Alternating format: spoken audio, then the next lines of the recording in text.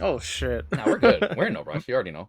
I just felt like it was a good way to end it off talking about ourselves and No, finding new stuff. that really was everything. We had players being arrested. We had we had people. I don't even know who got arrested, but we'll find out. Well, no, not at the convention. Right, but right. Before. Yeah, right. We had people who made incredible upsets in Uni and Guilty Gear, especially Third Strike. Woo! The trailers were amazing. I would say all the trailers were great. Choo-choo. What other opinions do you have about today's podcast session? Yeah, Kuro.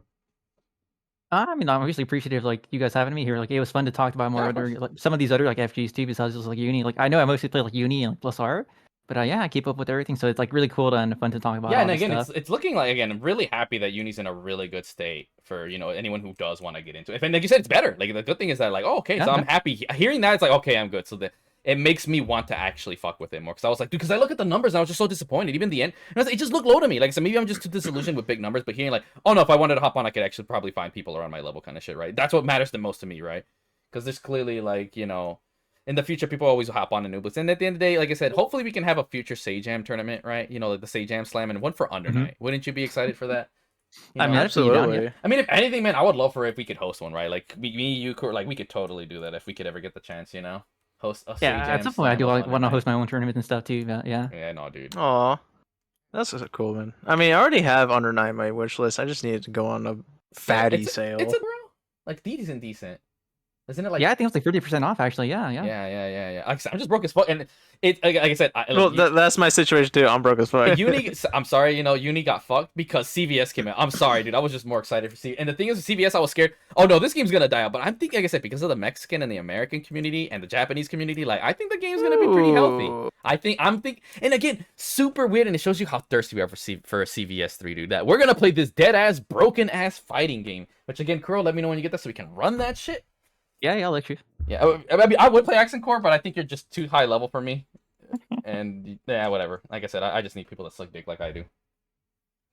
Yeah, for the most part, I think we kind of covered everything. We talked about like Street Fighter, Tekken, Strive, like Uni. I think we kind of covered everything. A bit, of course, because like I was curious, right? I'm trying to think of anything. Yeah, like I said, if anything, it's more stuff. It's crazy that we still have more to say, but it's just we just ran out of time. I mean, I kind of ran out of stuff to think about. What about you, Kuro? No, I think we kind of covered everything. We even talked about, we like mentioned like the League Fighter and all that, right? So... Oh, true. I mean, here's the last question. Are you guys gonna try that? I mean, I will purely because of the money. I want to expose League, but are you guys gonna try that out at least? If it pops up, why not? Yeah, I'm for sure gonna try it. It's gonna be free, right? Like you're not right. like you don't have to pay for the game, so like why not? Okay. I mean, I admittedly play Valorant because I hardly ever get a chance to play a CS:GO like game, anyways, because they don't exist on console. Okay. What just happened? No, sorry. I was typing something. His brother hit me up. But last question is: do you have any questions as far as the development going along, Mr. Kuro? I know you are one of our proud supporters. Emotional. Oh yeah, I'm just like wondering when like it's probably still gonna be like ways off, but I'm wondering when it's gonna have like a playable like demo for me, right? Like. True. Yeah, no. So this mini update is I was the whole last week. Honorable can attest. I was working on just modeling. I was actually practicing by getting a model ready for Coldy, who was here for. By the way, this is season 2, episode 2, Kuro, just so you know. And I actually, believe it or not, I scrapped it. I was not satisfied with a week, dude. Literally a week of work, bro. Like people are wondering, dude. Now I understand. Like holy fuck me. Like I already did, but the more I keep doing this, the more I understand why games take literal a year.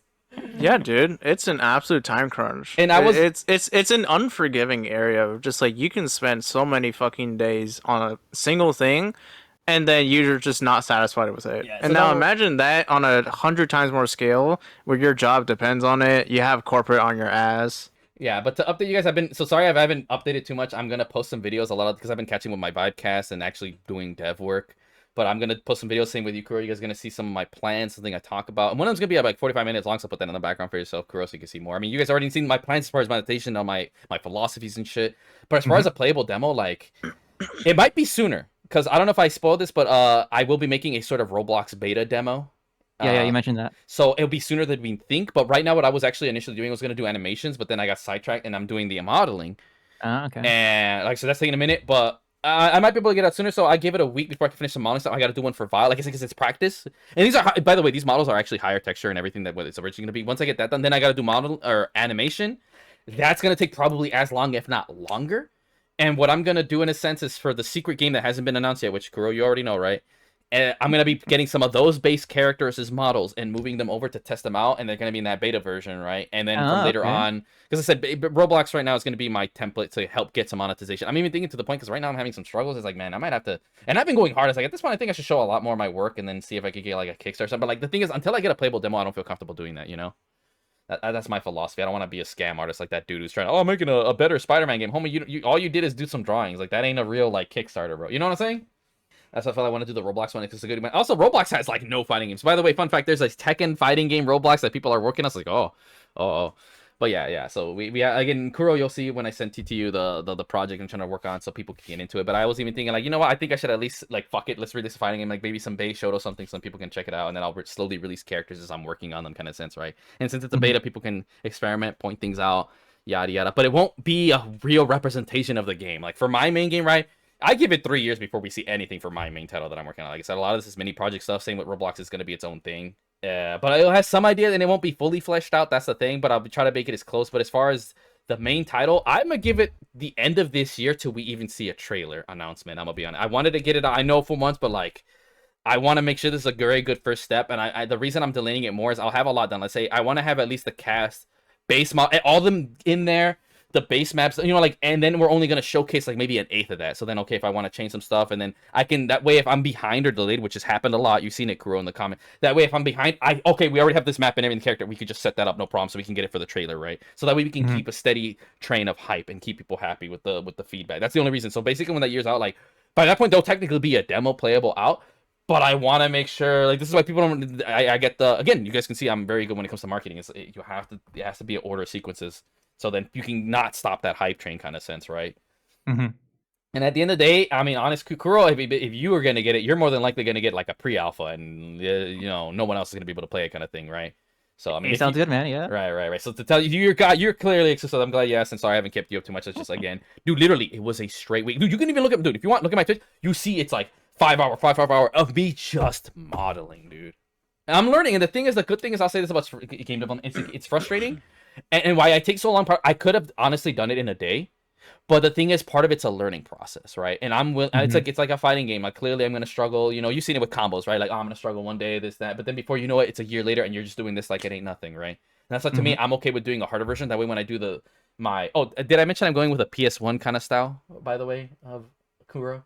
If I mentioned, sorry. In terms of like the aesthetic, or like, yeah, aesthetic, yeah, like, and same with like poly count and everything. I was like, and I even made up a fictional console for it. Like, in universe, I'm making, like, I actually will be the CEO of, like, we'll be the other one. Like, it'll be Nintendo, PlayStation, and Xbox, and me. Like, I made my own console. So I made a fictional console in the lore, so I can have, because in the menu I mentioned I want to have a retro aesthetic, because part of the philosophy I want to do what Persona said, make people feel what you felt when I played the game, right? And I want to do that. I want people to feel how I felt when I read Marvel comics, when I played Capcom games. I want to emulate that feeling and everything. And one of the things in the menu, like, say you go to one of the game modes, it will put a cartridge into a fake console, right? Like, you know, would you like that attention to detail, Kuro? Like it just has. I mean, that'd be fun. Yeah, why not? Yeah, and everything, and in the menus. Awesome. Right. To really get that like feeling. An awesome little detail. And the thing is, when you get into the game, I'll say this, mini spoil. It's like you get into the game and have like a flash, like a CRT, right? And then it'll have like the logo, like it'll show an old school logo like Capcom, and it'll say greatest developer as a team. Then it'll put like Unreal, like, you know, put like super like thing, and then when you actually pump into the game, I'll make like a pseudo PS1 noise, and that's you entering the game, and it'll be like start. You can press it, and each one will be like a different, like a controller or something when you go in, and then story mode, it'll just like fade in, and then it'll change song and everything depending on the character. What I'm thinking for the Roblox one, I might have an arcade mode. So the way this is gonna work, we're gonna have 8 characters that are gonna be in the secret game I won't mention, 8 characters from my series, and then the rest will be custom characters, because Roblox is gonna be super flexible with that, right? So that's what it's gonna be, and those characters are gonna have their own arcade mode, and they're gonna be different. One's gonna be from, like, say, the Wild West, one's from medieval times, one's from like the future, and again, and their focus is to sell you on this character, right? That's what they're gonna make. So it's good. Yeah, I'm gonna have an arcade mode, but the whole point. And again, when you see their menus, one will like, oh, maybe I'll have like a disc. One, and there'll be references. A lot of it will be references to like systems or something in the menu and whatnot, right?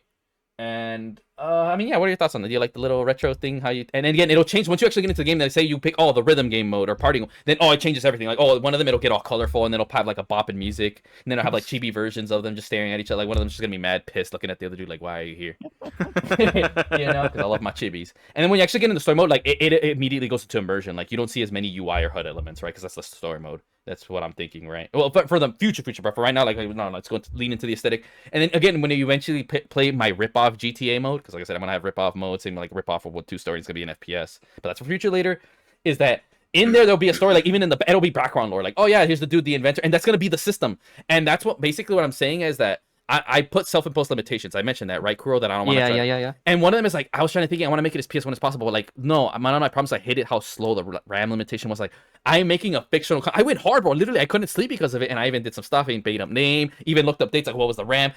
So basically, my rip-off PS1 is gonna come right when the DVD is invented, and I'm gonna pretend that I was raised, my dad did tech, and I actually like an engineer, and I was like, okay, I seen the market that wasn't filled from console as a PC gamer, and that I did the startup. I talked to all the companies like, hey, we can get Final Fantasy, and you don't have to use 6 discs. And they're like, say no more. We're ready to develop for your game, right? They're just gonna port it, right? Like most of my games are gonna be ports, and it will be a DVD, but it'll be early DVD, so it'll only be 5 gigabytes, you know. And I even thought like, dude, it's crazy. I can think of this. How much videos of these watch, and then I would realize I get slightly cucked because the PS2 comes around like 5 years later, and then you know, I even see, okay, I did good sales, this, and like, I even have functional things, so I know how it works, so I know how history works. And I would say by the PS3 era, when I make my fake console for there, I'm thinking that I'm going to be known as the developer that waits for all the systems to come out, and then I'm going to do what they do, but better. Right, and then, you know, fair price. And even, by the way, we're gonna see, oh, here's a mock-up. The original model of my console was gonna have a cartridge and a disc one, because I wanted to take advantage of the faster loading from the cartridge and the disc. But then I realized once DVD came around, I didn't have to worry about that as much, and if I could just put more RAM into it. And I made it where the first one has expansions, like you can expand the RAM, like, you know how the Can you download more RAM? No, like, you know how the N64 had the RAM cartridges thingies, right? I'm gonna do one where you have to buy them. You can buy them pre-packed. It's like either like the megabits or their megabits. Remember, that's how old this is. I had to look that up. Oh, this megabits is different. And then the thing is, I realized that these consoles actually age really fucking good, and that I stop it in PS2 because I realized, oh, why didn't it sell there? Like, oh, people just like wanting game one system. I start realizing, okay, that's what it is. But then I bring it back with the PS3 sort of. Then the PS4 gen when they bring the Pro. Oh, then now we're gonna be in this generation. I'm gonna have like 10 different models. Like, here's a poor people version, whatever. I realized like people just want the box, right?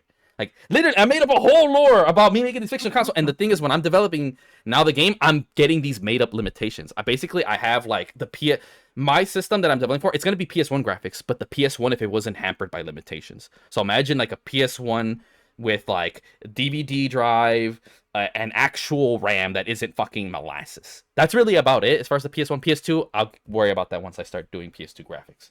So you get what I'm getting at, right? Like, I made up lore so I can have fake limitations for the game I'm working on. Because you want to say, like, I get it. Some people, like, I've seen a lot of PS1 retro developers that, like, either do you want to fully be like, oh, you can't have this light, you know, like, there are certain things you genuinely couldn't do. I want to have that mindset, but like not be too limited. Like, okay, this poly count is a bit too high. I'm okay with that, right? But I want to make it to like, oh, it's in a fictional console where it is. That's why, like, for the most part, most of the limitations, even the color banding, like, I like that, but I don't like how boxy and how low the resolution was of the PS1, right? Like, I'm keeping the things that I think help the PS1 aesthetic and getting rid of the things I don't think helped it, right? Like, good example, like, basically, like, natively the games would, like, oh, like, the textures, they'll be like size, like, oh, 460 or some bullshit, right? So that they don't take up a lot of memory. Same with the poly count. But when you actually, again, the resolution natively is going to be 480p. That's because I think 480p looks. You know what I liked and the PlayStation 1 graphics?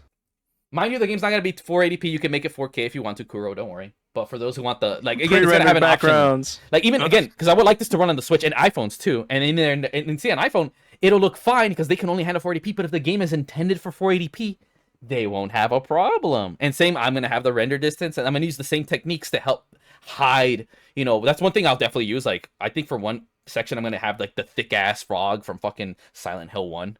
It's like, all right, cool. So you get what I'm saying, right? Like, I'm going to have a lot of the same things, but I'll pick and choose what I want and not to keep, right? Like, you know, the low resolution, fuck off. You know, but no, that render distance, though, it stays.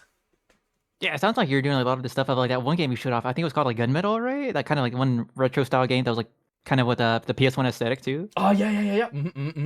Yep. So yeah, you definitely get it. It's an aesthetic thing. Like, you're not limited by it, but you're inspired by it. That's really what I'm going. But with actual limitations, some of them they go purely for the style, not the limitations. No, I'm going for some of the limitations because I feel that's the best way I can do this. Because at the end, remember he said I'm one heart. Yeah, I'm not an artistic person. I my strengths are that I'm good at games and I'm good with numbers. So I'm leaning into that. So that's why I like having bases. And that's why I said a lot of my stuff is nothing. None of it's unique. I really don't think so. Mari even thought it was unique as fuck, but the way I'm implementing is unique. Would you say, Kuro? Is that? I would say so. Yeah. Yeah. Sorry to go off too much about the game. No, it's all good. It's good to hear about more about the game, like and what you're working on and stuff. Well, That was a not massive. That was a pretty big side topic. Yeah, I mean, but it was a good way to end nice. Okay. Thank you for having me on, as always. Yep, and glad to have you on, Kuro. Hopefully it didn't linger too long for you and you enjoyed it. Yeah, it's all good, man. Yeah, and then again, if you want to ever visit for another FGC talk, just let us know if you'd really like to. We'd be more than happy to have you. Yeah, I'd be down for sure. Like, if there's anything else I can talk about, yeah, if you want to talk about the more uni, like, I'd be down for sure. Right. But that one could be like a minute every now and then, right? So, and as far as but yeah, no, clearly. Any ending statements on FGC, and especially about the fight? I know, especially the fighting game. Like I said, it's just a lot of work, man. But I really want to be able to get a demo to at least the main supporters, right? Like, same people. If you're hearing this, you're probably not gonna see it or play it, but I know for sure the main supporters would be really excited to try to play, my rip-off Tekken Street Fighter ass game with anime stuff. Like, are you Looks like a game that I am looking forward to. But yeah, your thoughts, Kuro, on that? Yeah, I'm looking forward to it. So, like, take your time, like, and yeah, I'm sure it'll be pretty cool when it comes out, when you're ready with this stuff. Yeah. Let this man cook. All right, and anything, like I said, I'll send you some stuff, and even like I'll show you maybe some screenshots probably, and you can see like, dude, I was cooking with them all, and I still wasn't happy. I said I'm doing it over from scratch, which I can do faster now because now I know what to do. But the week of effort wasn't the modeling itself; it was me learning how to do it because Blender's a motherfucker.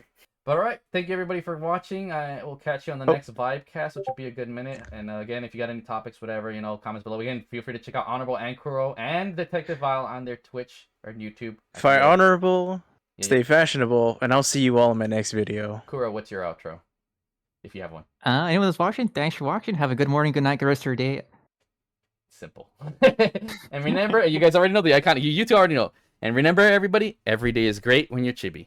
You're chibi.